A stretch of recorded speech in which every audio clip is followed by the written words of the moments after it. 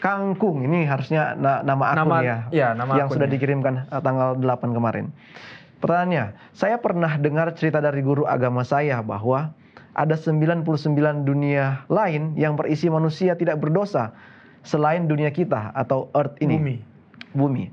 Beliau menyangkut pautkan cerita itu dengan 99 domba dan 1 domba yang hilang. Apakah itu benar? Nah, ini seperti yang sempat dibahas di acara pembedaan kemarin, Pendeta. Oh iya. Mengartikan tulisan di dalam Alkitab. Ya, terima kasih.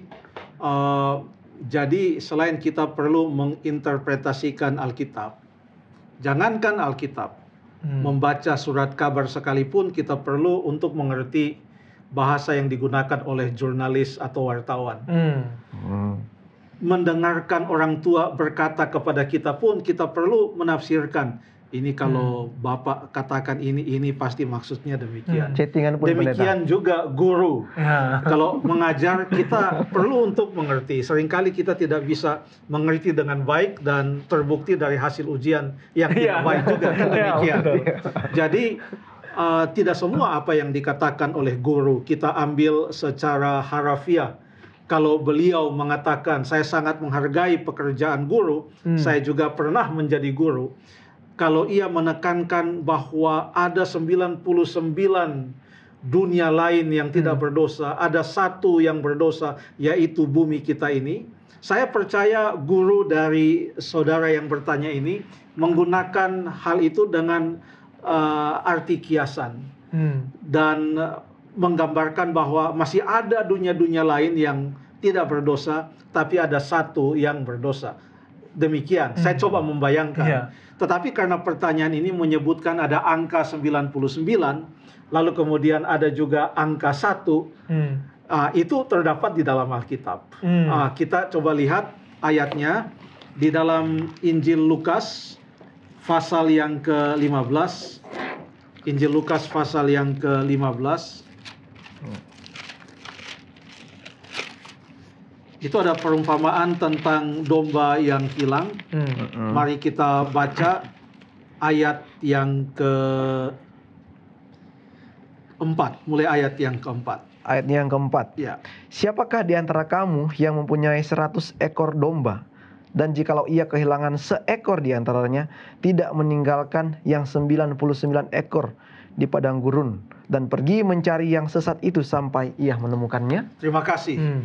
Perhatikan bahwa Lukas mencatat bukan hanya 1 perumpamaan tentang sesuatu yang hilang.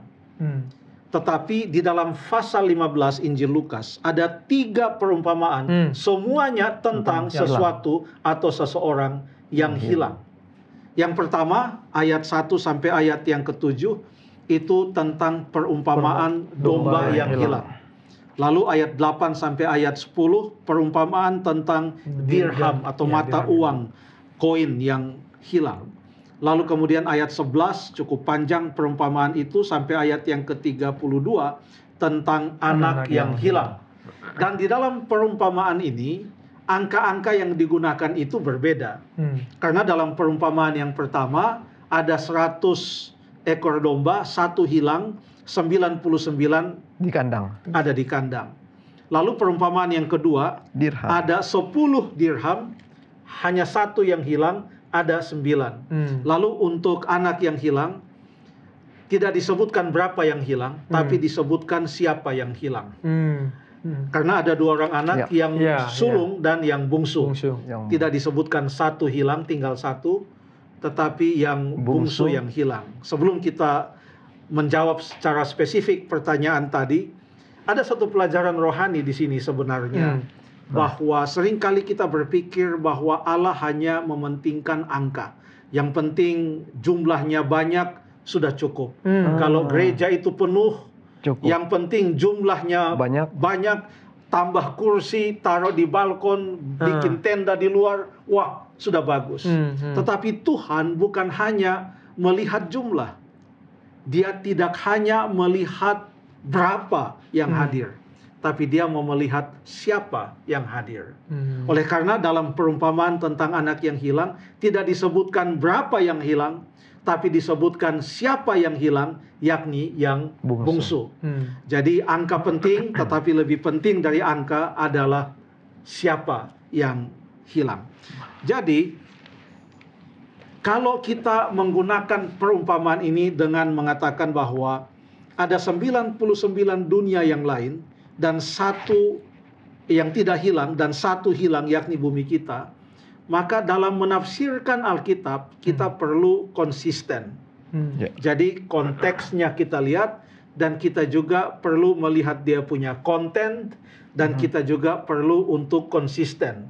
Kalau kita mau konsisten, maka kalau di perumpamaan tentang anak yang hilang itu, tentang domba yang hilang itu, kita katakan yang 99 itu mewakili 99 dunia-dunia yang lain yang tidak hilang. Bagaimana kita menafsirkan perumpamaan tentang dirham yang hilang? 9 itu melambangkan siapa? Kita harus konsisten. Apakah padahal pelajarannya sama? Kenapa pelajarannya sama? Karena sama, ada jumlah yang hilang. Jumlah semula, satu hilang, lalu berapa yang tinggal dan siapa yang tinggal. Lalu kemudian yang hilang itu ditemukan atau datang kembali. Lalu di akhir setiap perumpamaan ini ada sukacita di sorga. Jadi makna dari ketiga perumpamaan ini sama, tetapi diulangi secara 3 kali. Karena ada hal-hal yang penting yang mau ditanamkan.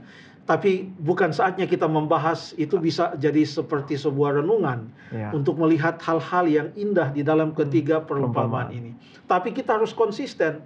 Kalau kita katakan bahwa yang 99 itu adalah dunia yang lain yang tidak berdosa, kita juga harus katakan dengan demikian 9 dirham yang tidak hilang itu juga menggambarkan 9 dunia yang lain. Jadi sudah kacau balau nanti. Jadi kalau ini merujuk kepada apa yang diajarkan oleh guru, saya percaya guru itu sedang menekankan pelajaran rohani, bukan tentang jumlah dunia yang tidak hilang dan berapa yang hilang. Tetapi dia mau menekankan pelajaran rohani bahwa bumi kita ini berdosa. Tetapi ada begitu banyak dunia-dunia lain yang juga diciptakan oleh Allah, tetapi tidak ada dosa di dalamnya. Mereka tidak jatuh dalam dosa sebagaimana Adam dan Hawa di bumi kita. Saya percaya demikian. Saya tetap mempertahankan apa yang guru Anda katakan. Itu bukan bermaksud untuk mengatakan bahwa memang ada 99, bukan 98, tapi ada 99 dunia yang lain. Bukan itu yang dimaksudkan, tapi pelajaran rohani yang ingin beliau tanamkan. Terima kasih.